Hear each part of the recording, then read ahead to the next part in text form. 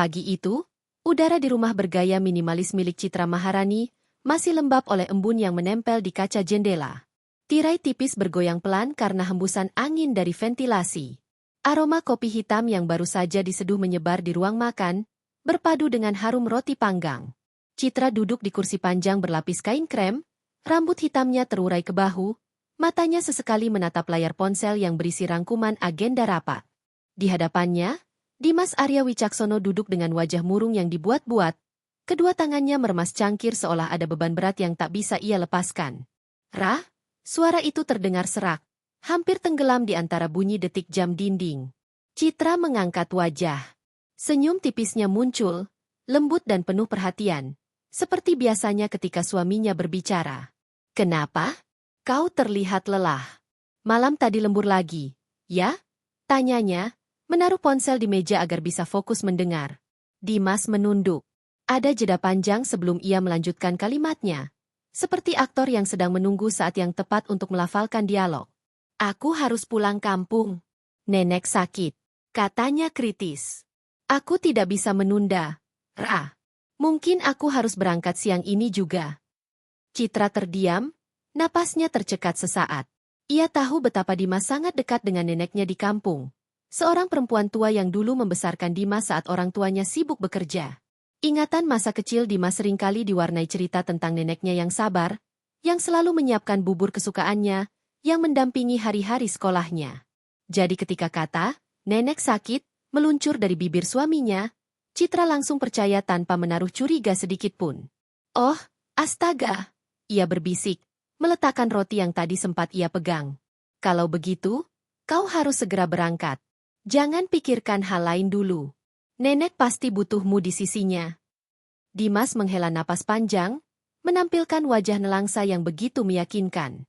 Matanya berkedip cepat, seolah menahan emosi. Aku tidak enak meninggalkanmu di Jakarta. Bukankah kau juga ada agenda penting minggu ini?" Citra tersenyum kecil, menepuk punggung tangan suaminya yang terasa dingin. "Aku sudah terbiasa mengurus semua sendiri. Kau tenang saja. Urus nenekmu dulu. Aku bisa menghadiri meeting itu sendiri." Kata-kata itu keluar dengan tulus, penuh keyakinan.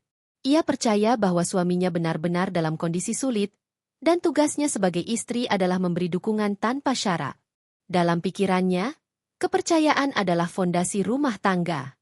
Cinta yang sudah mereka bangun hampir 8 tahun lamanya tak pernah goyah. Setidaknya itulah yang ia yakini. Citra berdiri, melangkah ke kamar, lalu kembali dengan sebuah koper sedang yang biasa dipakai Dimas untuk perjalanan dinas.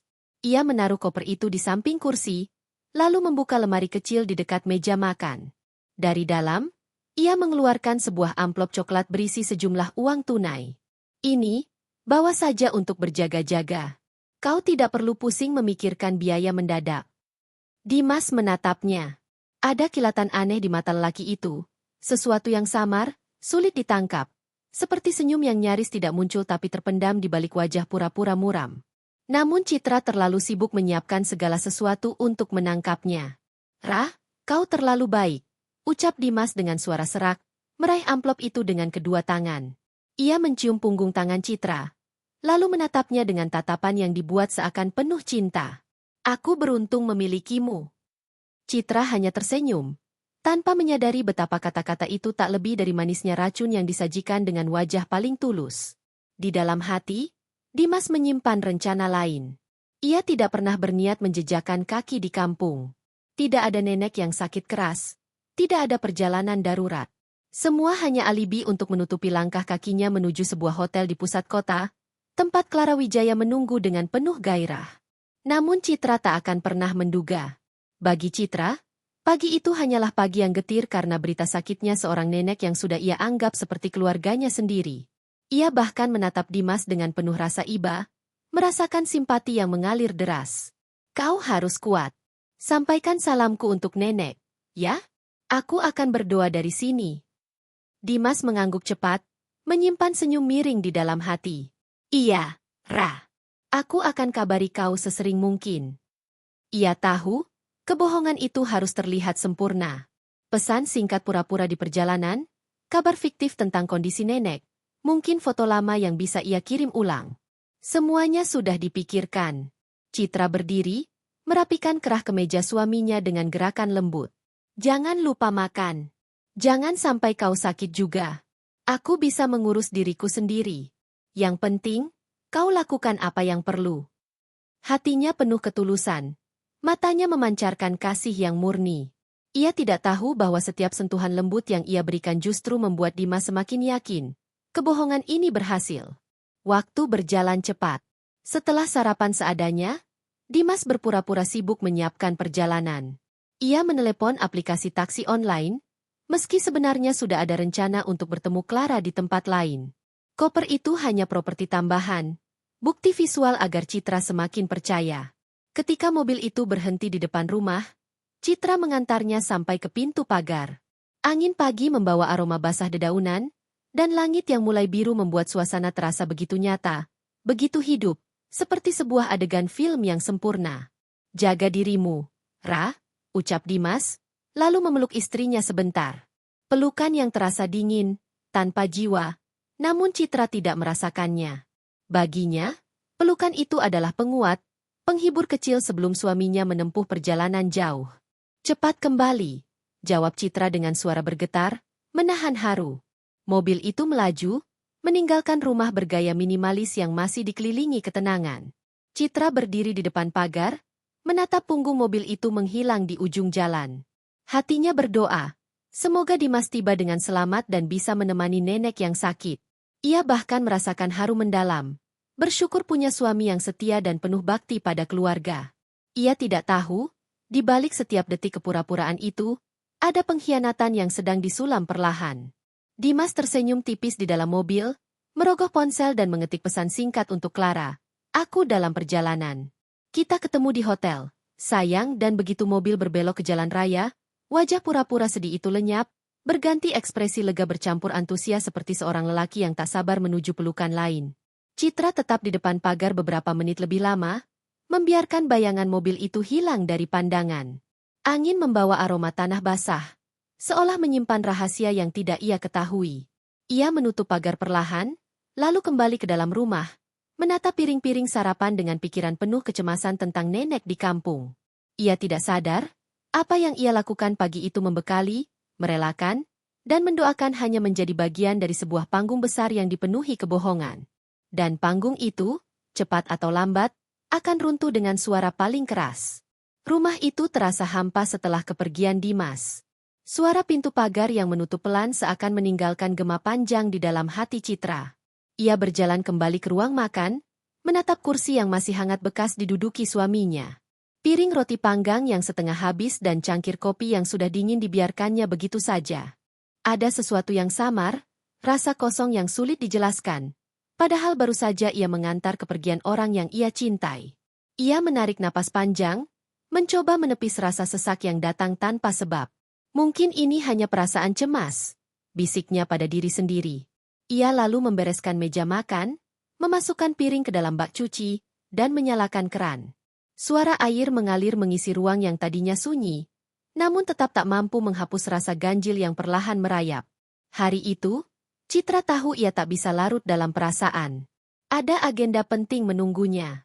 Pertemuan bisnis yang sudah ia susun selama berminggu-minggu, sebuah peluang besar yang bisa membawa perusahaannya naik ke tingkat berikutnya.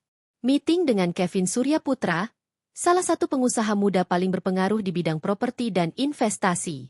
Citra menutup keran, mengeringkan tangannya dengan handuk, lalu berjalan ke ruang kerja kecil di sudut rumah.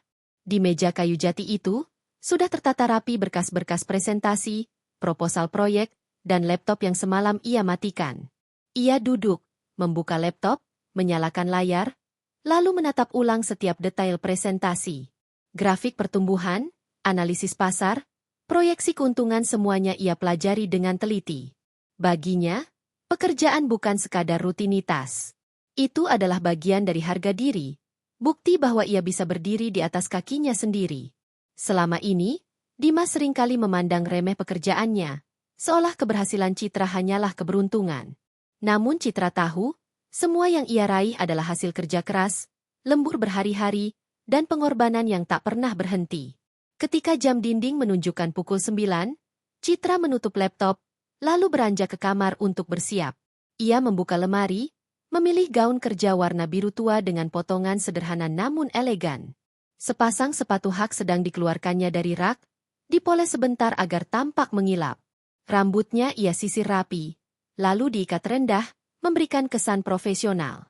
Di depan cermin, ia menatap pantulan dirinya. Seorang perempuan berusia 32 tahun, dengan mata teduh namun tajam, berdiri dengan penuh keyakinan. Ada sedikit lelah di bawah mata, sisa begadang menyiapkan materi, namun senyum yang ia berikan pada dirinya sendiri membuat semua itu tertutupi. Kau bisa, Citra. Jangan biarkan hal lain mengganggu. Ia meraih tas kulit hitam berisi dokumen, laptop, dan ponsel. Sebelum keluar, ia sempat menoleh ke arah kamar yang masih berantakan oleh koper kosong Dimas yang tadi diambilnya. Sebuah bayangan singkat melintas pikirannya kembali pada nenek di kampung.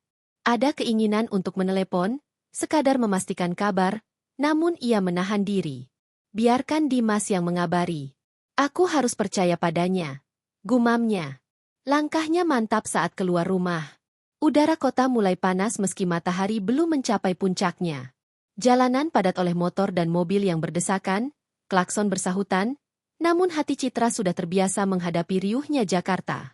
Ia masuk ke dalam mobil yang sudah menunggu di garasi, menyalakan mesin, lalu mengemudi menuju hotel tempat pertemuan akan berlangsung. Hotel itu berdiri megah di pusat kota. Bangunannya menjulang dengan kaca-kaca besar yang memantulkan cahaya matahari. Setiap kali Citra datang ke tempat itu, ia selalu merasa seperti memasuki dunia lain, dunia di mana kesepakatan besar dibuat, mimpi-mimpi dijual, dan nasib perusahaan ditentukan. Mobilnya berhenti di pelataran hotel. Bellboy segera menghampiri, membukakan pintu, dan menawarkan bantuan membawa tas. Namun Citra menolak dengan sopan. Ia lebih suka membawa sendiri barang-barang yang berisi dokumen penting. Dengan langkah percaya diri, ia melewati pintu putar besar dan masuk ke lobi. Lobi hotel itu luas, lantainya berlapis marmer putih yang berkilau, dengan lampu gantung kristal menggantung di tengah, memantulkan cahaya ke segala arah. Aroma bunga segar dari vas besar di meja resepsionis memenuhi udara, menciptakan suasana elegan. Orang-orang berlalu lalang, beberapa tamu asing dengan koper besar, beberapa pria berjas yang sibuk berbicara lewat ponsel. Citra berjalan menuju lift, menekan tombol ke lantai 5 di mana ruang pertemuan telah dipesan. Jantungnya berdegup lebih cepat, bukan karena gugup, tapi karena adrenalin yang selalu datang setiap kali ia akan menghadapi klien besar. Di dalam lift, ia sempat merapikan letak lipstik tipis di bibirnya melalui pantulan kaca, memastikan ia terlihat rapi dan profesional. Ketika pintu lift terbuka, lorong panjang dengan karpet merah menyambutnya. Ia melangkah menuju sebuah ruangan dengan papan nama, Emerald Room, di depannya. Di dalam, meja bundar besar sudah tertata, layar proyektor siap, dan seorang staf hotel menyapanya ramah. Selamat pagi, Bu Citra. Semua sudah siap. Pak Kevin akan tiba sebentar lagi, ujar staf itu. Citra mengangguk, mengucapkan terima kasih, lalu meletakkan laptopnya di meja. Ia menyalakan proyektor, menghubungkan kabel, dan memastikan semua file presentasi terbuka dengan baik. Saat itu, rasa tenang perlahan mengisi dirinya. Ia selalu merasa lebih siap ketika segala sesuatu berada di bawah kendali. Beberapa menit kemudian, pintu ruangan terbuka. Seorang pria dengan jas abu-abu elegan masuk, wajahnya tenang namun karismatik. Kevin Suryaputra. Citra berdiri, menyambut dengan senyum profesional. Selamat pagi, Pak Kevin. Terima kasih sudah meluangkan waktu. Sapa Citra. Kevin membalas dengan senyum hangat. Selamat pagi, Bu Citra. Senang akhirnya bisa bertemu langsung setelah beberapa kali kita hanya berkomunikasi lewat email. Mereka berjabat tangan, lalu duduk berhadapan. Pertemuan dimulai. Citra menjelaskan dengan penuh keyakinan, menunjukkan grafik, memaparkan strategi, menjawab pertanyaan dengan lancar. Suaranya tenang, matanya fokus, setiap kalimat terukur. Kevin mendengarkan dengan penuh perhatian, sesekali mengangguk, sesekali memberikan komentar singkat yang menandakan ia tertarik. Waktu berjalan cepat. Hampir 1 jam berlalu tanpa terasa. Presentasi selesai, dan suasana ruangan dipenuhi rasa puas. Kevin menyandarkan diri ke kursi, menatap Citra dengan sorot mata kagum yang tak ia sembunyikan. Luar biasa, Bu Citra. Saya harus akui, materi Anda sangat komprehensif. Jarang saya menemukan presentasi yang tidak hanya matang di data, tapi juga jelas dalam strategi eksekusi, ujarnya. Citra menunduk sedikit, memberi senyum profesional. Terima kasih, Pak Kevin. Kami berusaha selalu memberikan yang terbaik. Di balik ketenangan itu, sebenarnya ada rasa lega yang mengalir deras. Semua persiapan tidak sia-sia. Ia berhasil menunjukkan profesionalisme meski pagi tadi hatinya sempat terguncang oleh kabar sakitnya Nenek Dimas. Pertemuan berlanjut dengan pembahasan detail kontrak. Tinta belum ditorehkan, tapi arah sudah jelas. Kerjasama besar ini akan segera terwujud.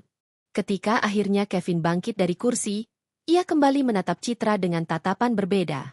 Ada kekaguman, bukan hanya pada materi yang baru ia dengar, tapi pada sosok di depannya. Seorang perempuan yang mampu berdiri tegak, cerdas, dan penuh wibawa. Citra merapikan dokumen, menyelipkan laptop kembali ke tas. Ia tidak menangkap sepenuhnya cara Kevin menatapnya, karena pikirannya sudah kembali melayang pada Dimas. Ia berencana menelepon suaminya nanti sore, menanyakan kabar nenek, memastikan semuanya baik-baik saja. Namun takdir sudah menyiapkan pertemuan lain. Saat ia melangkah keluar dari ruang Emerald, melewati lorong panjang menuju lift, bayangan yang akan mengubah hidupnya selamanya mulai bergerak dari arah lain. Lorong hotel masih ramai oleh langkah kaki para tamu. Citra berjalan tenang, tas hitamnya menggantung di bahu, sementara pikirannya sibuk menimbang hasil pertemuan tadi. Presentasi berjalan lancar, Kevin tampak puas, dan peluang kontrak besar itu semakin nyata. Ada rasa lega yang memenuhi dadanya, meski di balik itu masih terselip rasa cemas tentang kabar dari kampung tentang Nenek Dimas yang katanya sedang kritis. Ia berencana menelepon setelah sampai di kamar hotel. Sekadar menanyakan, apakah Dimas sudah tiba, apakah Nenek sudah mendapat penanganan, apakah keluarga di sana baik-baik saja. Pikiran itu membuat langkahnya sedikit terburu-buru. Ketika pintu lift terbuka dan ia melangkah masuk, Citra menekan tombol menuju lobi. Musik instrumental mengalun lembut dari speaker kecil di sudut lift. Ia bersandar sebentar, menarik napas dalam-dalam, lalu membiarkan matanya terpejam sesaat. Pintu lift terbuka kembali di lantai dasar. Citra melangkah keluar, disambut oleh kemewahan lobi hotel yang tetap sibuk. Lampu kristal di atas kepala memancarkan cahaya keemasan, menciptakan pantulan berkilau di lantai marmer. Ia melangkah melewati kerumunan tamu, berniat menuju resepsionis untuk memastikan pemesanan kamarnya. Namun sesuatu menghentikan langkahnya. Dari kejauhan, di dekat pintu putar yang menghadap jalan raya, sepasang manusia muncul. Seorang pria membawa koper hitam beroda, diikuti seorang wanita cantik bergaun merah muda yang mencolok. Mereka berjalan beriringan, terlalu dekat untuk sekadar teman, terlalu mesra untuk sekadar kolega. Mata Citra membeku. Nafasnya tercekat. Dadanya berdegup kencang, seakan ada palu besar yang menghantam jantungnya dari dalam. Pria itu tidak salah lagi Dimas Arya Wicaksono. Suaminya. Langkahnya berhenti begitu saja. Dunia seakan mengecil. Suara riuh lobi menghilang, hanya tersisa detik jam dinding yang berdetak keras di telinganya. Wanita di samping Dimas melingkarkan tangannya di lengan pria itu. Senyum manis terbit di bibirnya. Senyum yang penuh percaya diri. Clara Wijaya. Citra mengenal wajah itu, meski hanya dari sekilas informasi. Clara adalah pegawai salah satu perusahaan mitra, pernah terlihat sekali di acara kantor. Wajahnya lembut, tatapannya polos, namun hari ini jelas berbeda. Ada sesuatu yang menyala di sorot matanya, sesuatu yang hanya dimiliki perempuan yang merasa sedang memiliki sepenuhnya. Dimas, yang tadi berpura-pura murung di rumah, kini tersenyum. Senyum yang lembut, penuh ketertarikan, ditujukan pada wanita yang bukan istrinya. Matanya berbinar, ekspresinya hidup, jauh berbeda dari wajah sendu penuh kepura-puraan pagi tadi. Citra merasa tubuhnya kaku. Tangannya yang menggenggam tas bergetar hebat. Ia berusaha menelan ludah, tapi kerongkongannya kering seperti pasir. Tidak, ini tidak mungkin, batinnya menjerit. Ia mencoba mencari pembenaran. Mungkin itu hanya mirip. Mungkin pandangannya salah. Mungkin Dimas memang ke hotel sebelum berangkat ke kampung. Mungkin wanita itu hanya rekan kerja. Namun setiap kemungkinan runtuh ketika matanya menangkap gerakan kecil.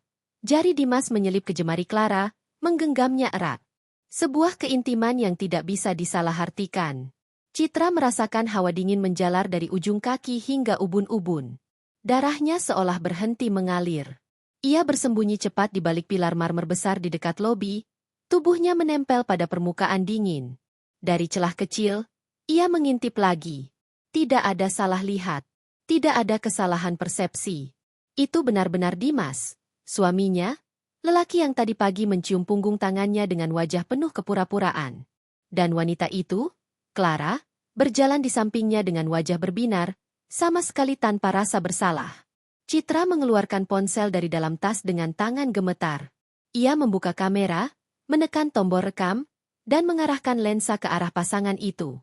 Layar ponsel menampilkan gambar jelas.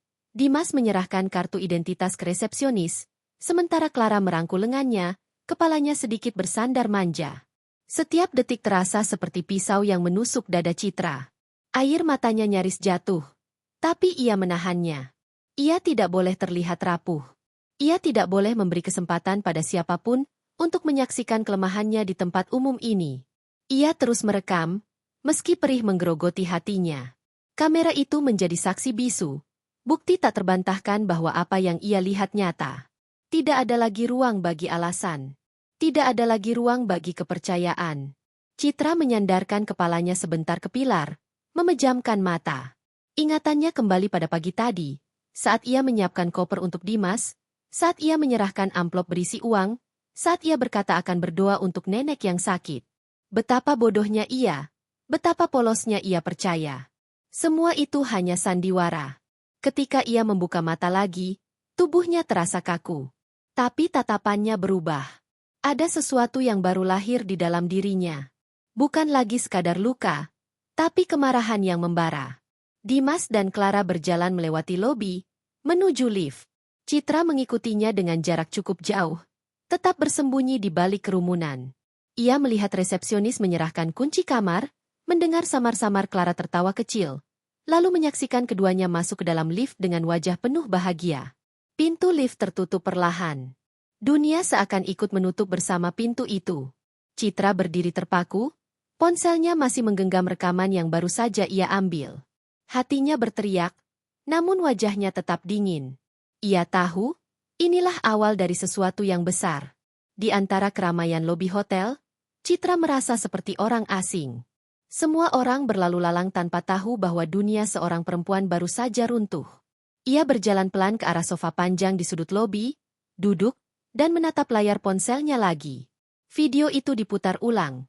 Gambar Dimas tersenyum, menggenggam tangan Clara, wajahnya bersinar bahagia. Citra menutup mata. Satu tetes air mata jatuh, menodai pipinya.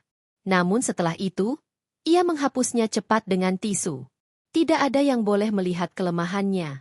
Tidak ada yang boleh tahu, kecuali dirinya sendiri. Ia duduk di sana cukup lama, membiarkan pikirannya berkecamuk. Pertanyaan demi pertanyaan muncul. Sejak kapan ini terjadi? Berapa lama Dimas menyembunyikan hubungan ini? Berapa banyak kebohongan lain yang sudah ia telan bulat-bulat? Namun di balik semua pertanyaan, satu hal jelas. Sesuatu di dalam dirinya telah berubah.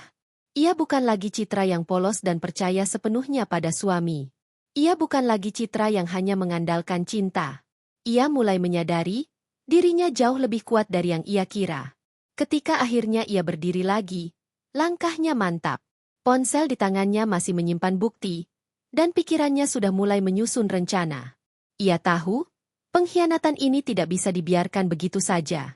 Dan tanpa mereka sadari, Dimas dan Clara baru saja membangunkan sisi lain dari Citra, sisi yang tidak akan segan merobohkan semua kepalsuan dengan tangan dingin. Citra masih duduk di sudut lobi, tubuhnya kaku seolah tertancap di kursi empuk yang justru terasa keras dan dingin. Matanya terpaku pada layar ponsel yang baru saja ia matikan, namun bayangan yang tertangkap kamera itu tetap berputar di dalam kepalanya. Senyum Dimas. Genggaman tangan yang erat. Tawa kecil Clara yang terdengar manja. Semua itu menari-nari dalam ingatannya, menampar tanpa henti. Di sekelilingnya, kehidupan berjalan seperti biasa. Seorang ibu muda lewat sambil menggandeng anak kecil yang tertawa riang. Dua pria berjas duduk di meja seberang, sibuk membahas angka-angka di laptop. Seorang turis asing memotret lampu kristal raksasa di langit-langit lobi. Dunia tidak peduli bahwa hati seorang perempuan sedang hancur berantakan hanya beberapa langkah dari mereka. Citra menunduk, menggenggam tas di pangkuannya erat-erat. Jemarinya gemetar. Ia mencoba mengatur napas, menarik udara perlahan melalui hidung lalu mengembuskannya lewat mulut. Tapi setiap kali ia menutup mata, wajah Dimas kembali muncul. Wajah yang tadi pagi tampak murung, penuh kepura-puraan, memohon izin untuk menjenguk nenek yang sakit. Betapa lihainya lelaki itu. Betapa mulus ia memerankan peran seorang suami penuh bakti. Betapa meyakinkannya setiap kata yang keluar dari mulutnya. Dan betapa bodohnya Citra yang percaya tanpa sedikit pun curiga. Air mata yang tadi berhasil ia tahan kini menetes lagi. Hangatnya mengalir di pipi, jatuh ke gaun biru tua yang ia kenakan. Ia buru-buru menghapusnya dengan tisu, takut ada orang yang memperhatikan. Namun tidak ada yang peduli. Lobi hotel terlalu sibuk dengan kehidupannya sendiri. Citra meraih ponsel, membuka galeri, lalu memutar ulang video itu sekali lagi. Ia menatapnya lama, membiarkan hatinya hancur semakin dalam. Ia ingin memastikan benar-benar memastikan bahwa ia tidak salah lihat. Bahwa itu bukan sekadar bayangan. Dan sayangnya, kenyataan tidak pernah salah. Di layar, jelas terlihat Dimas menyerahkan kartu identitas ke resepsionis. Clara berdiri di sampingnya, tersenyum, sesekali menatap ke arah Dimas dengan tatapan penuh rasa memiliki. Dimas tidak menolak. Bahkan, tangannya meraih tangan Clara, menggenggamnya dengan lembut. Gerakan yang terlalu intim untuk bisa disalahartikan. Citra menghentikan video itu di detik tertentu, memperbesar layar hingga wajah Dimas memenuhi layar. Wajah yang begitu ia kenal. Wajah yang setiap pagi ia lihat, setiap malam ia temani. Wajah lelaki yang pernah ia cintai dengan seluruh hatinya. Sebuah pisau tak kasat mata kembali menusuk dadanya. Sejak kapan semua ini terjadi? Sejak kapan Dimas berubah menjadi seseorang yang bisa dengan mudah membohonginya? Sejak kapan cinta mereka berubah menjadi kebohongan yang rapuh? Pertanyaan-pertanyaan itu berputar di kepalanya, mencari jawaban yang tidak ada. Ia menutup galeri, meletakkan ponsel di atas pangkuan, lalu menundukkan wajah. Pandangannya kabur oleh genangan air mata yang kembali muncul. Bahunya naik turun pelan. Ia ingin menangis sekeras-kerasnya, menjerit, melampiaskan semua sakit yang mencekik dada. Namun ia tahu, tempat ini bukanlah ruang untuk itu. Lobi hotel bukanlah tempat untuk memperlihatkan kelemahan. Dengan tangan bergetar, ia merogoh tas, mengeluarkan kacamata hitam, dan memakainya. Setidaknya benda itu bisa menyembunyikan matanya yang merah. Ia duduk sedikit lebih tegak, berusaha memulihkan wibawa dirinya meski hatinya berantakan. Namun luka itu sudah terlanjur terbuka. Citra merasa seperti ada dua dunia di dalam dirinya. Dunia yang satu masih mencoba menyangkal, mencari alasan, berharap semua ini hanya salah paham. Dunia yang lain, dunia yang lebih dingin, sudah menerima kenyataan pahit dan mulai merancang cara untuk membalas. Ia ingat kembali semua kebohongan kecil yang pernah ia dengar dari Dimas alasan lembur. Perjalanan dinas mendadak, ponsel yang sering ia tinggalkan di ruang tamu dengan alasan baterai habis. Semua itu kini terhubung, menyusun pola yang jelas. Perselingkuhan ini bukan baru terjadi. Pasti sudah lama. Mungkin berbulan-bulan, mungkin bertahun-tahun. Semakin ia mengingat, semakin dalam luka itu menggores.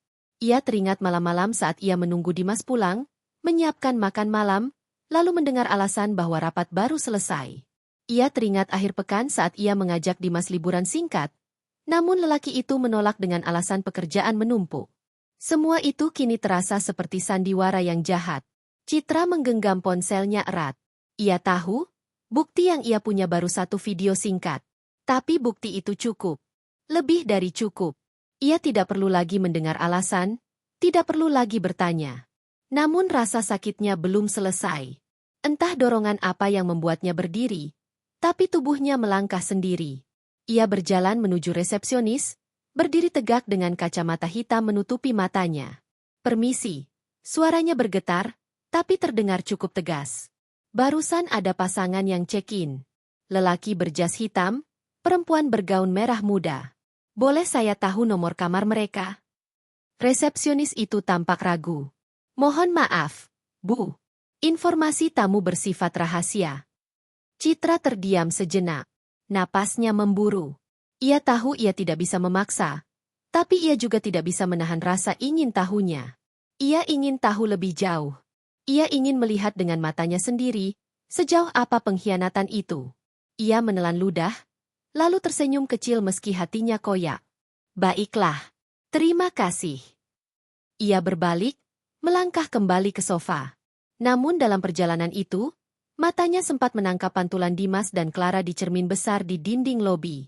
Mereka sudah masuk lift, pintunya hampir tertutup. Wajah mereka begitu bahagia. Pisau itu menusuk lagi. Luka itu menganga lebih lebar. Citra duduk kembali. Tangannya menggenggam tas seakan ingin meremasnya hancur. Ia merasa dadanya sesak, seolah udara di ruangan itu hilang. Namun di balik semua rasa sakit, ada sesuatu yang perlahan tumbuh. Sebuah ketegasan. Ia tidak akan diam. Air mata boleh jatuh, hatinya boleh hancur. Tapi Citra bukan perempuan yang bisa diinjak-injak. Ia bukan boneka yang bisa dipermainkan. Ia bukan istri bodoh yang rela buta demi mempertahankan pernikahan. Luka pertama ini, sekeras apapun rasanya, justru menjadi pemicu. Ia tahu, sejak saat ini, hidupnya tidak akan sama lagi. Ia tidak akan pernah memandang Dimas dengan cara yang sama. Ia tidak akan pernah memberi kesempatan kedua. Ia memejamkan mata, menarik napas panjang, lalu mengembuskannya perlahan. Dalam hati, ia berjanji. Jika Dimas memilih jalan pengkhianatan, maka ia sendiri akan memilih jalan kekuatan. Jika Dimas berani menghancurkan kepercayaannya, maka ia akan menunjukkan betapa ia bisa menghancurkan kehidupan lelaki itu dengan cara yang lebih kejam. Citra membuka mata lagi. Tatapannya tajam, meski tertutup kacamata hitam. Bibirnya menegang, membentuk garis tipis. Luka pertama ini akan meninggalkan bekas seumur hidup. Tapi luka ini pula yang akan membentuk dirinya menjadi perempuan yang berbeda. Perempuan yang tidak lagi hanya memberi, tapi juga bisa mengambil kembali. Di tengah riuh rendah lobi hotel, Citra berdiri sekali lagi. Ia melangkah menuju lift, menatap angka-angka yang naik turun di panel digital. Jantungnya berdetak kencang, tapi kali ini bukan hanya karena sakit. Ada kemarahan, ada tekad, ada api yang menyala. Pintu lift terbuka. Citra masuk, menekan tombol lantai tempat Dimas dan Clara menghilang. Ia berdiri di sana, sendirian, tubuhnya tegak, wajahnya dingin. Dan di dalam hati, ia berbisik lirih. Baiklah, Dimas. Kau ingin bermain? Mari kita lihat siapa yang akan kalah pada akhirnya. Lift membawa Citra ke lantai lain, tapi bukan untuk tujuan yang semula ia pikirkan. Begitu pintu terbuka, ia melangkah keluar dengan hati yang masih bergetar. Ada dorongan kuat dalam dirinya untuk mengejar, mengetuk pintu kamar itu, menumpahkan amarah, dan menodai wajah lelaki yang baru saja menusuknya dari belakang. Namun, di detik terakhir, suara logika menahan langkahnya. Belum saatnya. Ada hal yang jauh lebih penting menunggunya. Meeting bersama Kevin Suryaputra, klien besar yang akan menentukan arah masa depan perusahaannya. Citra menarik napas panjang, menegakkan bahu, lalu kembali turun ke lobi. Dari sana, ia menuju ruang konferensi yang sudah dipesan khusus untuk pertemuan ini. Di sepanjang koridor, lampu-lampu kristal berkilauan lembut, memantulkan cahaya ke dinding marmer. Karpet tebal meredam langkah kakinya, seakan memberi ruang agar pikirannya bisa tenang. Namun di dalam dada, luka itu masih menganga, menolak untuk sembuh dalam sekejap. Ia menatap bayangannya di kaca besar yang menghiasi dinding. Gaun biru tua itu masih terlihat anggun. Wajahnya masih terbingkai rapi oleh rambut hitam tergerai, dan kacamata hitam menutupi sorot matanya yang bengkak. Ia tampak sempurna bagi siapapun yang melihat. Hanya ia yang tahu, di balik topeng elegan itu, ada jiwa yang sedang retak. Citra melepas kacamatanya perlahan sebelum masuk ke ruang pertemuan. Ia menaruhnya di tas, menyentuh sedikit sudut matanya dengan tisu. Ia harus tampil profesional.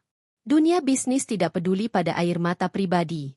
Dunia bisnis hanya menghargai mereka yang bisa berdiri tegak meski sedang terjatuh. Saat ia membuka pintu, Kevin sudah ada di sana. Pria itu berdiri di dekat jendela besar, menatap pemandangan kota dari ketinggian. Tubuhnya tegap dalam balutan jas abu-abu yang pas di badan, kemeja putih yang disetrika rapi, dan dasi biru gelap yang memberi kesan maskulin namun tidak berlebihan. Ketika pintu terbuka, ia menoleh. Sorot matanya tajam namun hangat. Sebuah kombinasi yang jarang dimiliki seorang pengusaha muda. "Selamat siang, Bu Citra," ucapnya dengan senyum sopan. Suaranya dalam, mantap, penuh percaya diri. Citra membalas dengan anggukan kecil, bibirnya melengkung tipis. "Selamat siang, Pak Kevin. Terima kasih sudah meluangkan waktu." Mereka berjabat tangan singkat. Tangan Kevin terasa hangat, genggamannya mantap, berbeda sekali dengan genggaman dingin Dimas yang kini terus menghantui ingatannya. Citra segera menarik tangannya, takut rasa perbandingan itu membuatnya goyah. Pertemuan dimulai dengan basa-basi seperlunya. Kevin bercerita sekilas tentang perjalanan bisnisnya, proyek yang sedang ia jalankan, serta pandangannya tentang pasar yang sedang tumbuh. Citra mendengarkan dengan seksama, meski pikirannya sesekali berusaha kabur ke tempat lain. Setiap kali bayangan Dimas dan Clara muncul, ia cepat-cepat menekan rasa itu, mengalihkan fokus pada suara Kevin yang stabil dan terukur. Citra membuka presentasinya. Ia menyalakan laptop, menghubungkan ke proyektor, dan layar besar menampilkan grafik pertumbuhan serta strategi yang ia rancang. Kata-katanya mengalir lancar. Nadanya penuh keyakinan. Meski di baliknya ada hati yang sedang runtuh. Kevin memperhatikan dengan serius. Sesekali ia mengangguk, sesekali ia mengajukan pertanyaan tajam. Citra menjawab semuanya dengan mantap. Tidak ada keraguan, tidak ada jeda yang terlalu lama. Seolah-olah ia tidak sedang memikul beban apapun. Namun Kevin cukup jeli untuk menangkap hal-hal kecil. Sesekali mata Citra tampak sayu. Senyumnya sedikit tertahan, tidak selebar biasanya. Suaranya kadang bergetar tipis di ujung kalimat, meski segera ia kendalikan. Ada sesuatu yang disembunyikan perempuan ini, sesuatu yang membuat Kevin semakin penasaran. Setelah presentasi selesai, ruangan sejenak sunyi. Kevin bersandar di kursinya, menyilangkan tangan di dada. Ia menatap layar sebentar, lalu kembali memandang Citra. "Presentasi Anda mengesankan, Bu Citra," katanya akhirnya. "Saya sudah banyak melihat proposal dari berbagai perusahaan, tapi cara Anda memaparkan ini terasa berbeda. Ada keyakinan, ada kejujuran, dan ada kedalaman analisis yang jarang saya temui." Citra tersenyum kecil. Kali ini lebih tulus. "Terima kasih. Kami memang berusaha tidak hanya menawarkan angka, tapi juga visi jangka panjang yang nyata." Kevin mengangguk. "Saya bisa melihat itu. Dan saya juga bisa melihat sesuatu yang lain. Anda tampak kelelahan. Ada yang salah?" Pertanyaan itu membuat dada Citra sesaat berhenti. Ia tidak menyangka Kevin akan sepeka itu. Ia buru-buru mengatur ekspresi, mengalihkan pandangan sejenak layar laptop sebelum kembali menatap Kevin dengan senyum terkendali. "Hanya sedikit lelah perjalanan, Pak Kevin. Tidak ada yang perlu dikhawatirkan." Kevin menatapnya sejenak, seolah mencoba membaca kebenaran dari matanya. Tapi ia tidak memaksa. Ia hanya tersenyum kecil, lalu berkata, "Kalau begitu, saya harap Anda bisa beristirahat setelah ini. Dunia bisnis memang keras, tapi kesehatan lebih penting." Ucapan sederhana itu entah bagaimana membuat hati Citra bergetar. Sebuah kalimat perhatian yang tidak ia dengar dari Dimas sejak lama. Ia cepat-cepat menepis perasaan itu, kembali fokus pada tujuan pertemuan. Diskusi berlanjut ke tahap lebih detail. Mereka membicarakan angka investasi, strategi implementasi, hingga potensi kolaborasi di masa depan. Citra mencatat dengan rapi, menanggapi setiap masukan Kevin dengan kepala dingin. Di tengah semua itu, ia tiba-tiba menyadari sesuatu. Dirinya masih mampu berdiri tegak. Meskipun hatinya baru saja hancur, meskipun dadanya penuh luka, ia tetap bisa menjalankan peran profesionalnya dengan baik. Itu membuatnya merasa kuat. Ketika pertemuan berakhir, Kevin bangkit dari kursi, menjabat tangan Citra sekali lagi. "Saya pikir kita bisa melanjutkan kerjasama ini, Bu Citra. Detailnya akan saya sampaikan lewat tim saya. Tapi secara pribadi, saya sudah yakin." Kata-kata itu seperti hadiah. Citra mengangguk. Senyumnya kali ini lebih mantap. "Saya sangat menghargai kepercayaan Anda, Pak Kevin. Kami akan pastikan kerjasama ini berjalan baik." Kevin menatapnya sejenak, lalu menambahkan dengan nada yang lebih pribadi, "Anda wanita yang kuat, Bu Citra. Jarang saya bertemu seseorang yang bisa menyampaikan hal serumit ini dengan ketenangan seperti Anda. Dunia bisnis butuh lebih banyak orang seperti Anda. Citra terdiam. Kalimat itu menembus lapisan topeng yang ia kenakan. Ada hangat yang menjalar pelan, sesuatu yang ia butuhkan di tengah luka yang masih berdarah.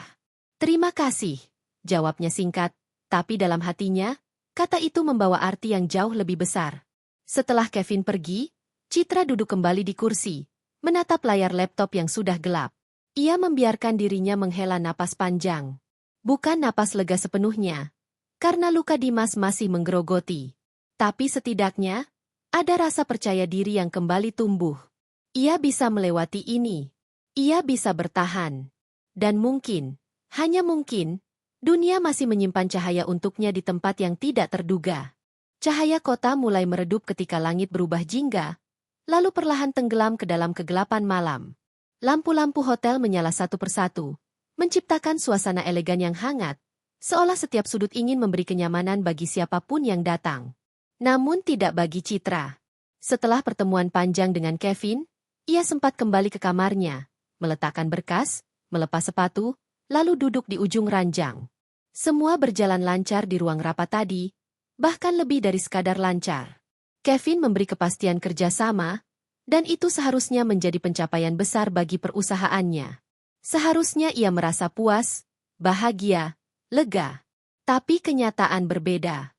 Pikirannya tidak bisa lepas dari bayangan di lobi sore tadi. Senyum Dimas, tangan yang menggenggam Clara, tawa manja perempuan itu, serta wajah mereka yang bahagia saat melangkah ke lift. Semua itu terus berulang dalam kepalanya, mengusik hingga membuat dadanya terasa perih. Ia menatap layar ponsel di meja samping. Video yang direkamnya masih ada di sana, menjadi bukti nyata. Ia tidak membuka ulang rekaman itu, tapi keberadaannya cukup untuk membuat dadanya sesak. Ada rasa ingin menutup mata, berpura-pura semua ini tidak nyata. Namun ia terlalu realistis untuk bersembunyi di balik kebohongan. Citra berdiri, berjalan ke arah jendela besar yang menghadap ke kota. Lampu-lampu kendaraan berjejer seperti aliran cahaya yang tak pernah putus.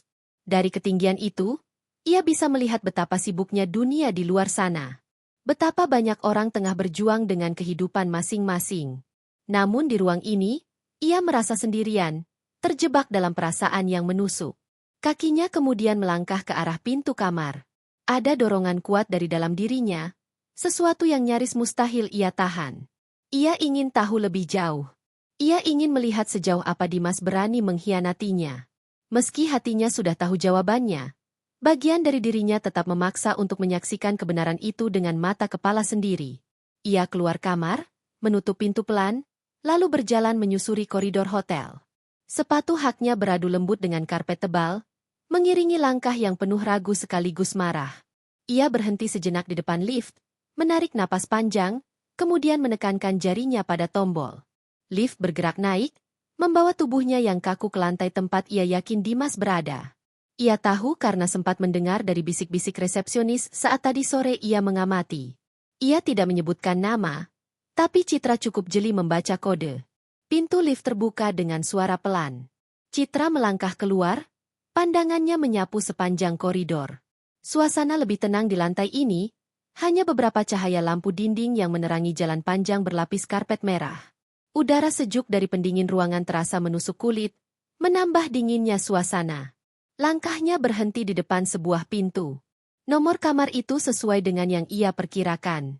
Ia berdiri terpaku, jantungnya berdetak begitu kencang hingga terasa di tenggorokan.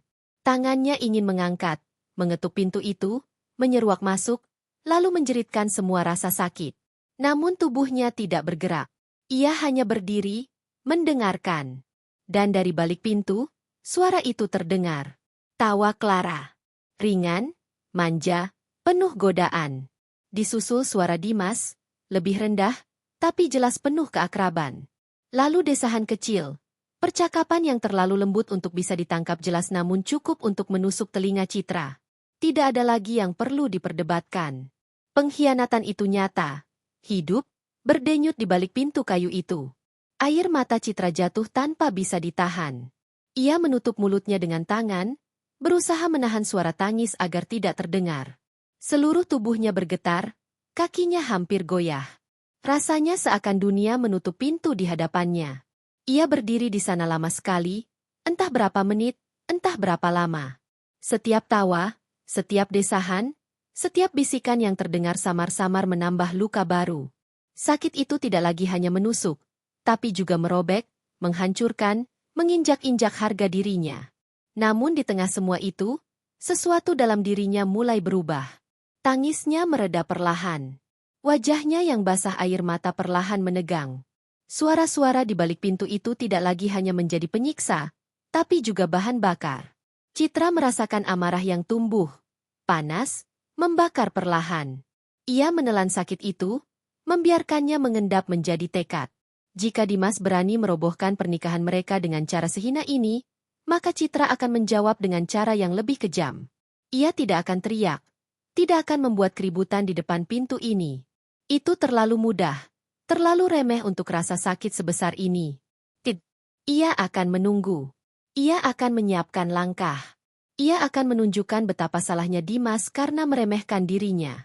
Citra akhirnya mundur perlahan. Ia berbalik, meninggalkan pintu itu tanpa mengetuk, tanpa suara. Hanya langkah-langkah anggun yang menggema di koridor, menyembunyikan badai di dalam dadanya. Ia masuk kembali ke lift, menatap bayangannya di cermin di dalam. Wajahnya merah, mata bengkak. Tapi di sana juga ada sesuatu yang baru. Tatapan dingin, keras, penuh keputusan. Pintu lift tertutup, menurunkan tubuhnya kembali ke lantai tempat kamarnya berada. Begitu sampai, ia berjalan cepat masuk, menutup pintu, lalu jatuh terduduk di tepi ranjang. Tangannya meraih ponsel. Ia membuka aplikasi bank, jari-jarinya menari cepat, mengakses setiap akun bersama, setiap aset yang tercatat. Malam pengkhianatan ini bukan hanya malam air mata. Ini juga malam awal perlawanan. Suara-suara tawa yang masih terngiang di telinganya kini menjadi alasan terbesar. Citra menyalakan lampu meja, menulis di kertas kecil. Daftar properti, rekening, kendaraan, semua yang pernah ia biayai bersama Dimas. Wajahnya fokus, matanya menajam. Tangis boleh ada, tapi tidak lagi menguasainya. Yang tersisa hanyalah amarah dingin, amarah yang akan ia gunakan sebagai senjata. Malam itu, Citra tidak tidur. Ia menatap langit kota yang hitam pekat, menulis, menghitung, merencanakan. Setiap detik dari pengkhianatan Dimas di kamar itu, ia jadikan energi untuk menyiapkan langkah berikutnya.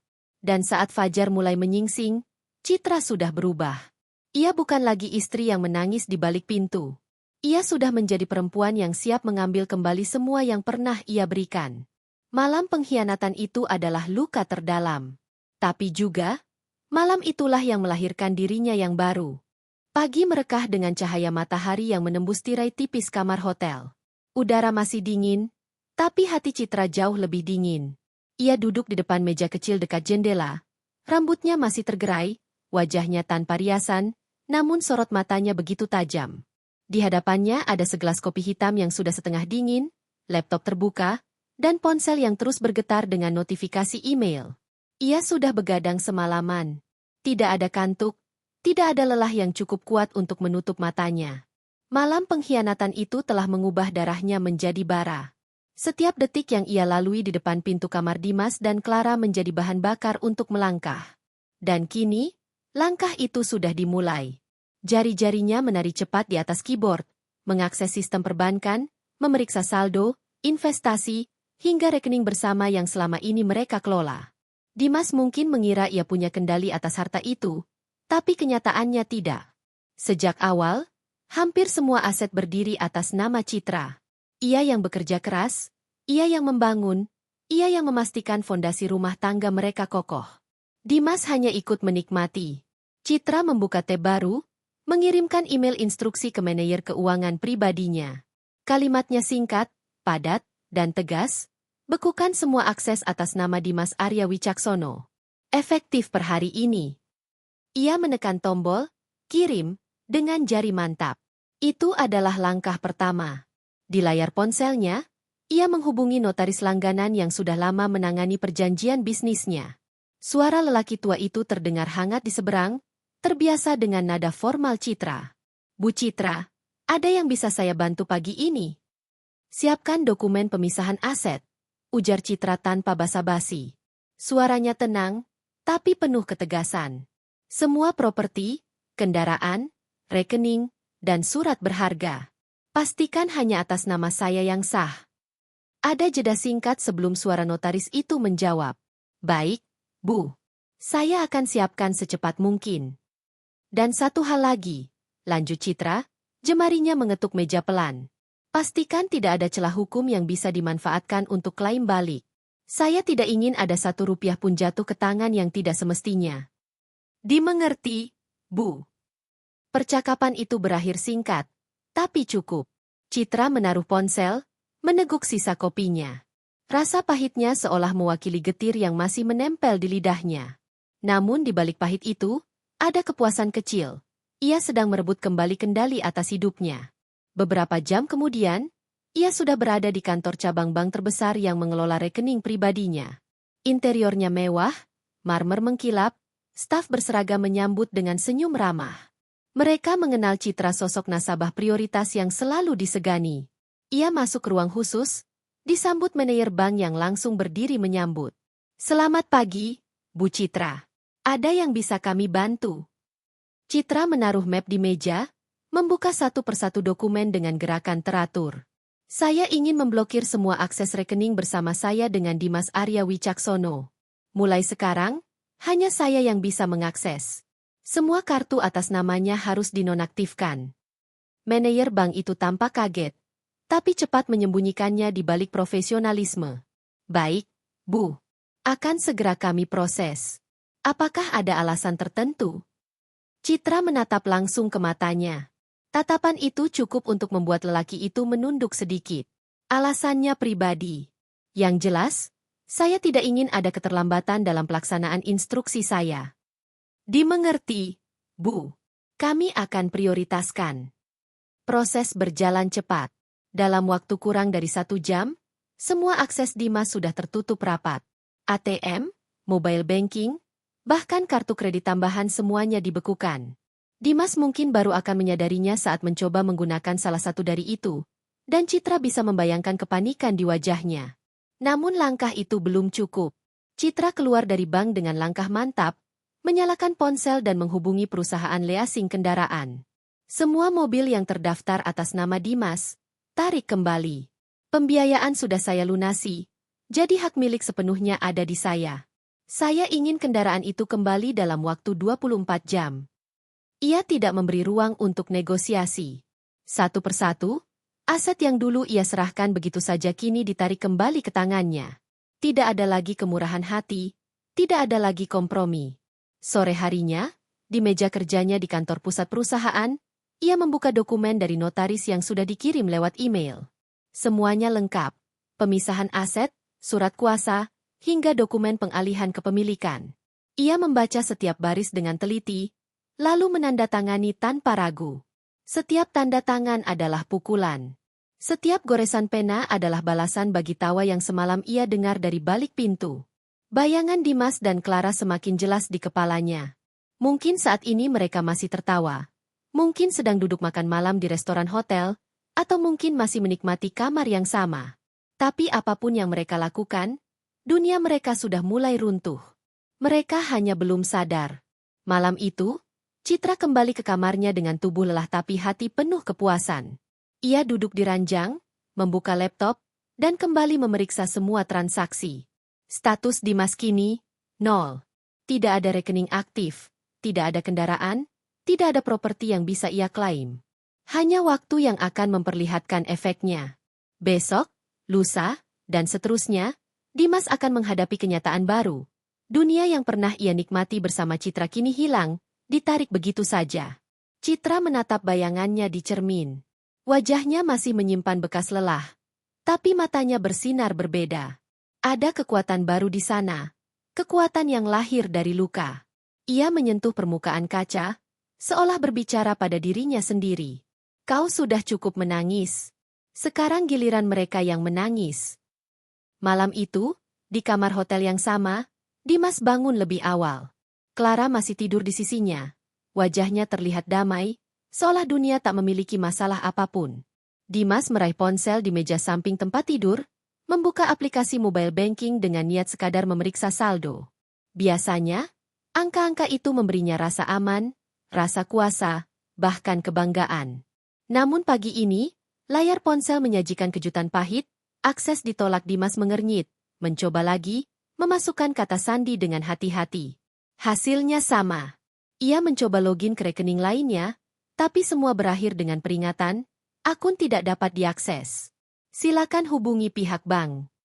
Peluh dingin mulai membasahi pelipisnya. Ia duduk tegak, menoleh ke arah Clara yang masih terlelap. Wajah cantik itu tampak tenang. Tidak tahu bahwa di balik layar ponsel, sesuatu sedang runtuh. Dimas berusaha menenangkan diri. Mungkin hanya error sistem, pikirnya. Ia bangkit, meraih dompet di atas meja, mengambil kartu ATM, dan memutuskan turun ke lobi hotel. Di depan mesin ATM, ia mencoba menarik uang tunai. Jantungnya berdegup kencang, tangan sedikit gemetar. Namun bukannya uang keluar, layar menampilkan tulisan merah, transaksi ditolak. Hubungi bank Anda. Ia mencoba lagi dengan kartu lain. Hasilnya sama. Dunia seolah berputar di sekelilingnya. Dimas menendang pelan mesin itu, menarik napas panjang, lalu melangkah cepat kembali ke kamar. Ketika ia membuka pintu, Clara sudah bangun. Rambutnya masih berantakan, tapi wajahnya cantik alami tanpa polesan make-up. Ia menguap pelan, menatap Dimas dengan senyum manja. Mas, sarapan dulu yuk. Aku lapar banget. Kita pesan aja room service, ya? Dimas berusaha menyembunyikan kepanikan. Iya, bentar. Aku lagi cek sesuatu dulu. Clara tidak curiga. Ia mengambil ponselnya, membuka media sosial, lalu mulai berselfie dengan latar belakang kamar hotel mewah. Sementara itu, Dimas kembali mencoba menghubungi bank. Suara operator otomatis mengarahkannya ke customer service. Mohon maaf, Pak, untuk rekening atas nama Anda, saat ini akses telah dibekukan oleh pemilik utama. Ujar suara di seberang, terdengar profesional tapi dingin. Apa maksudnya dibekukan? Itu rekening saya. Dimas menahan amarah, tapi suaranya meninggi. Maaf, Pak. Sesuai dokumen legal, pemilik utama rekening adalah Ibu Citra Maharani. Kami hanya menjalankan instruksi resmi yang sudah ditandatangani. Nama itu menancap seperti pisau di dadanya. Citra. Dimas menutup telepon dengan kasar. Wajahnya pucat. Keringat dingin semakin deras. Ia merasa seperti ditarik ke jurang tanpa pegangan. Semua yang selama ini ia nikmati ternyata tidak pernah benar-benar miliknya. Mas, kenapa mukanya tegang gitu? Tanya Clara. Kini sudah duduk di ranjang dengan wajah penasaran. Ada masalah? Dimas menggeleng cepat. Enggak, cuma ada urusan kerjaan sedikit. Namun Clara bukan orang bodoh. Ia menghampiri, duduk di samping Dimas, lalu melirik layar ponsel yang masih terbuka di tangannya. Ia membaca sekilas notifikasi dari bank, lalu menatap Dimas dengan dahi berkerut. Maksudnya, rekening kamu keblokir? Serius, Mas? Dimas terdiam. Diamnya justru menjadi jawaban. Clara berdiri, wajahnya berubah. Senyum manisnya menghilang, berganti dengan sorot mata tajam. Mas, jangan bercanda. Aku nggak mau tahu ya. Aku udah ninggalin semua demi kamu. Kamu janji kasih aku hidup enak.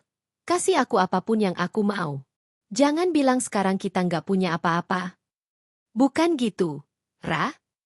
Dimas berusaha menenangkan, meski suaranya bergetar. Ini cuma masalah teknis. Paling besok juga beres. Tapi hari ini kita bayar hotel pakai apa? Mau makan pakai apa? Mas pikir aku mau tidur di jalanan? Clara melipat tangan di dada, wajahnya keras. Dimas menutup wajah dengan kedua telapak tangan. Kepalanya pening, seolah dunia menertawakan kebodohannya. Ia mencoba berpikir, mencari solusi cepat. Mobil. Ia masih punya mobil mewah yang diparkir di basement. Mungkin bisa dijual, atau minimal digadaikan untuk dapat uang cepat. Dengan semangat sisa, ia mengajak Clara turun. Ayo, kita keluar dulu. Namun saat mereka tiba di basement, yang mereka lihat hanyalah petugas leasing bersama dua orang teknisi yang sedang mengangkut mobil keluar. Pak Dimas Arya? Tanya salah satu petugas. Dimas meneguk ludah. Iya, saya. Kenapa mobil saya dibawa? Mohon maaf, Pak. Kendaraan ini sudah resmi ditarik kembali sesuai instruksi pemilik. Semua dokumen sudah jelas. Dimas merasa darahnya berhenti mengalir. Clara menatapnya dengan mata melebar, lalu melayangkan tatapan penuh benci. Mas, jangan bilang semua mobil ini juga bukan milik kamu. Suara Clara meninggi, membuat beberapa orang di sekitar menoleh. Wajah Dimas panas, campuran antara malu, marah, dan putus asa. Clara menendang lantai dengan sepatu hak tingginya. Astaga! Jadi semua ini cuma sandiwara? Kamu bawa aku ke sini biar kelihatan kaya. Padahal semua atas nama istri kamu? Gila ya, Mas. Rah, tolong jangan teriak. Dimas berusaha meredam, tapi Clara tidak peduli. Aku bodoh banget percaya sama kamu. Kamu pikir aku mau hidup miskin bareng kamu? No way. Clara meraih tasnya dengan kasar, menatap Dimas dengan pandangan jijik. Kalau begini caranya, aku mending balik cari laki-laki lain.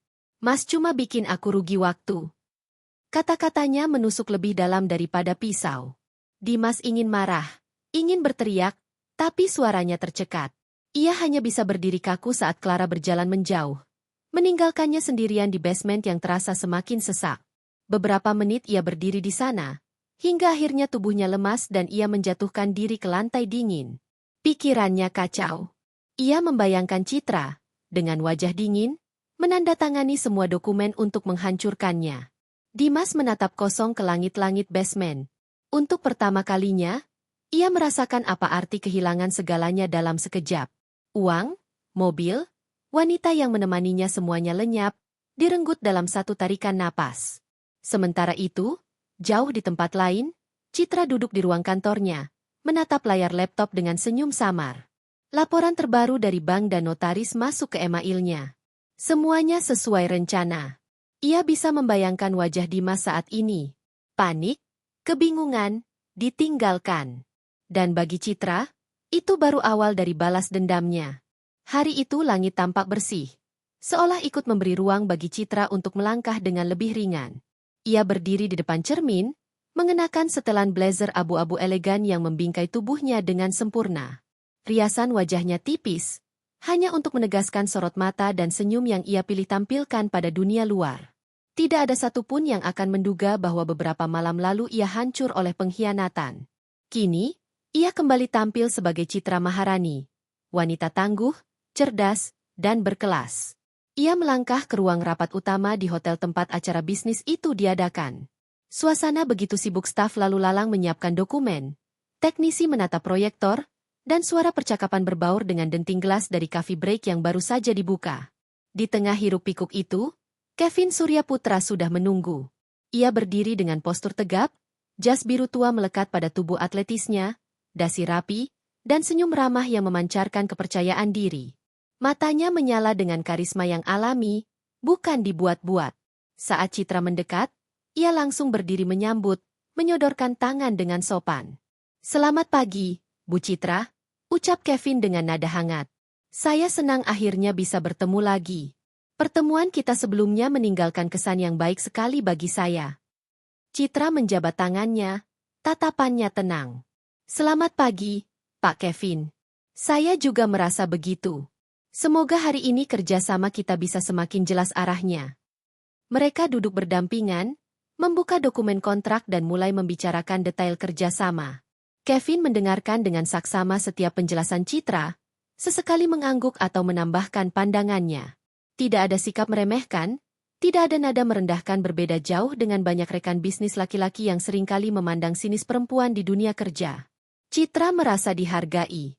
Ada sesuatu dalam tatapan Kevin yang membuatnya yakin bahwa ia sedang berhadapan dengan mitra sejati, bukan sekadar klien yang melihat keuntungan semata. Pertemuan itu berlangsung hampir 2 jam. Setelah semua detail kontrak dibahas, Kevin menutup mapnya dan menatap Citra dengan senyum yang tulus.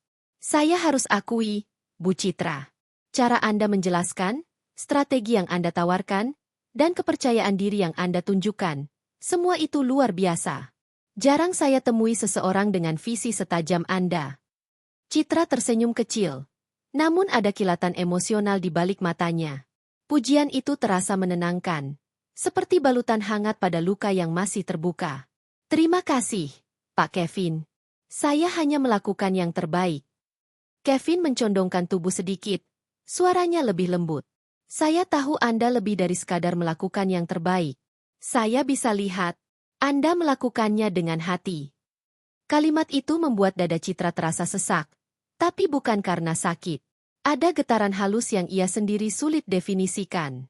Untuk sesaat, ia mengingat kembali malam pahit di depan pintu kamar hotel, suara tawa Dimas dan Clara yang menusuk telinganya. Namun kenangan itu perlahan tertutup oleh cahaya baru yang Kevin pancarkan. Setelah rapat selesai, Kevin mengajak Citra makan siang di restoran hotel. Suasana lebih santai, percakapan tidak lagi kaku soal angka dan strategi, melainkan meluas ke kehidupan sehari-hari. Jujur saja, kata Kevin sambil menatap pemandangan kota dari balik jendela besar. Saya selalu kagum pada orang yang bisa tetap berdiri tegak meski banyak badai menghadang.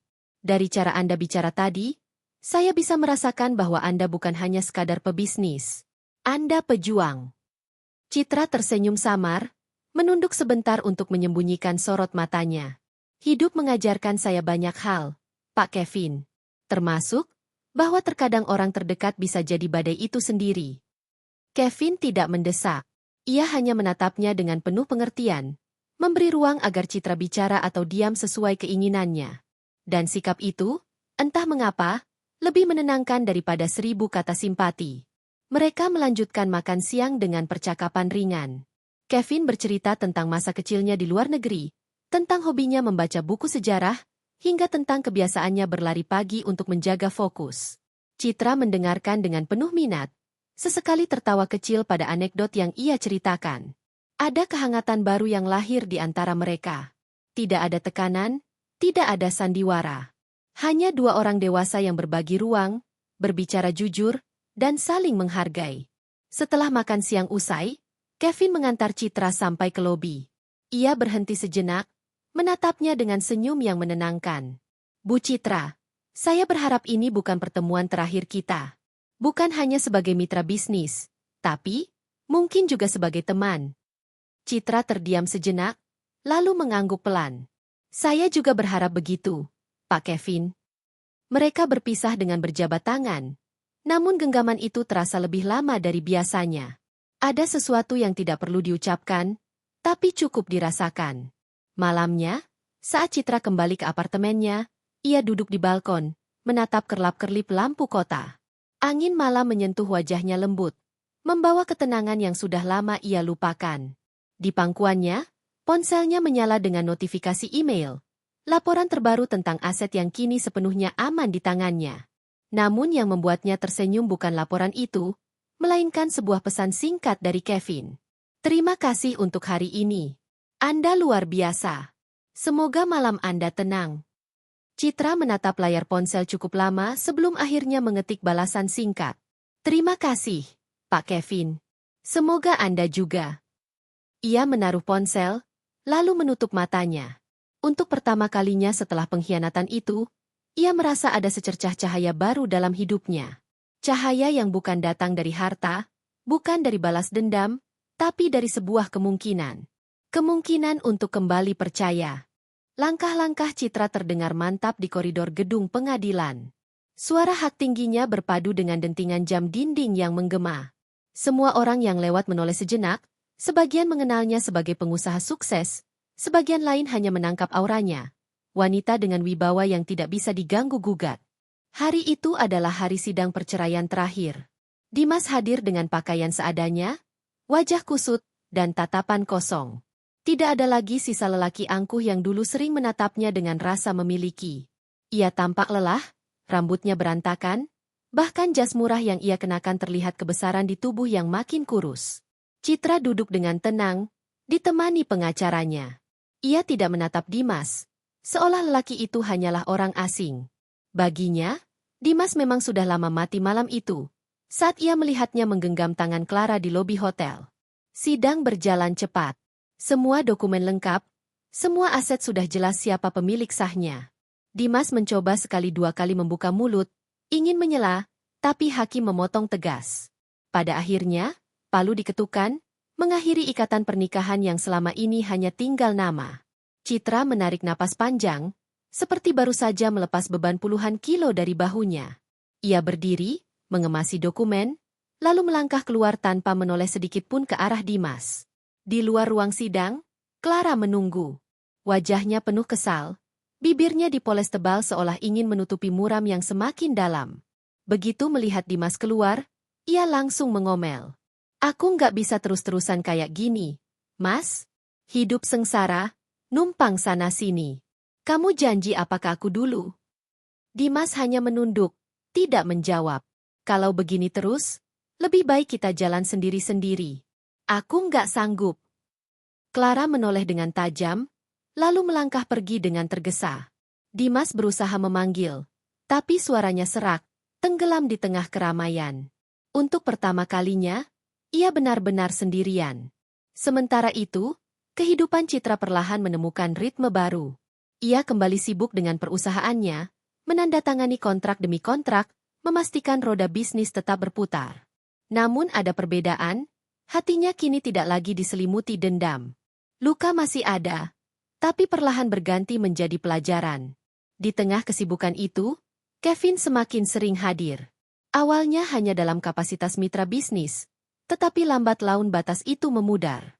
Ia menjemput Citra untuk rapat di luar kota, menemaninya makan siang di sela jadwal padat, bahkan kadang sekadar mengirim pesan singkat untuk menanyakan kabarnya. Hubungan mereka tidak pernah terburu-buru. Kevin tidak pernah memaksa, tidak pernah mengisi ruang dengan janji kosong. Ia hanya hadir kapanpun Citra butuh, tanpa banyak kata. Dan justru kehadiran sederhana itulah yang membuat Citra merasa aman.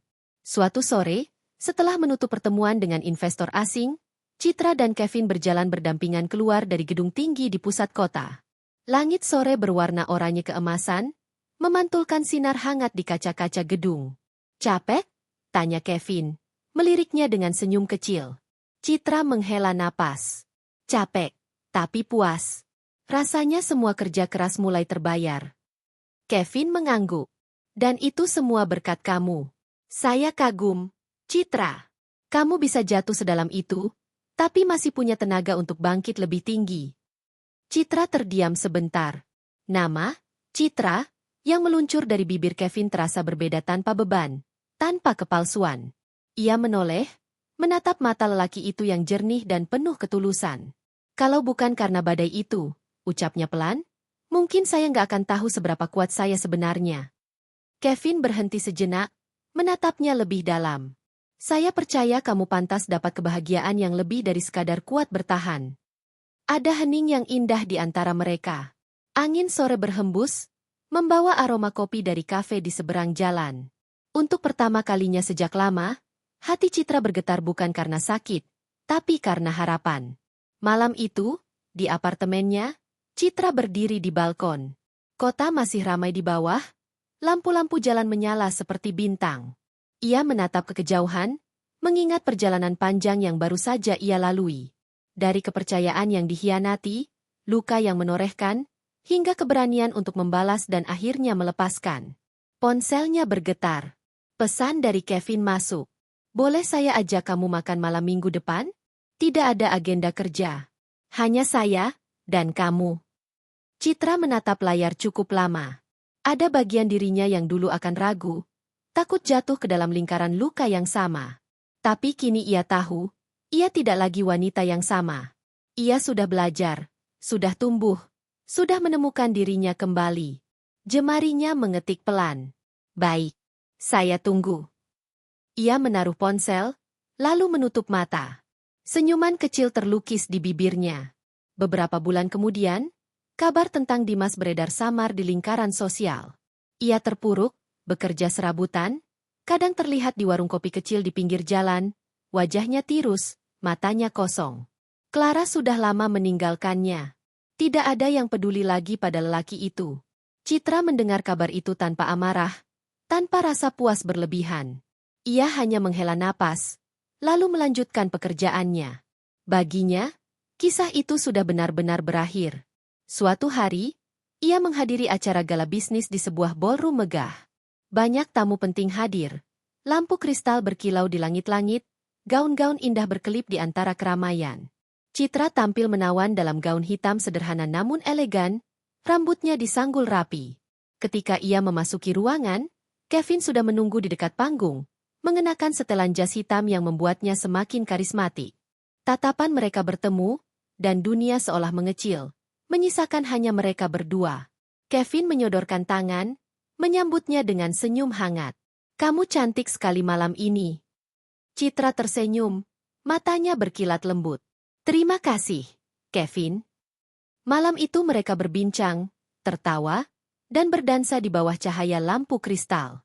Tidak ada lagi bayangan masa lalu yang menghantui. Tidak ada lagi luka yang membelenggu. Yang ada hanyalah rasa percaya baru, dan awal yang perlahan tumbuh. Citra tahu, hidupnya tidak akan pernah sama lagi.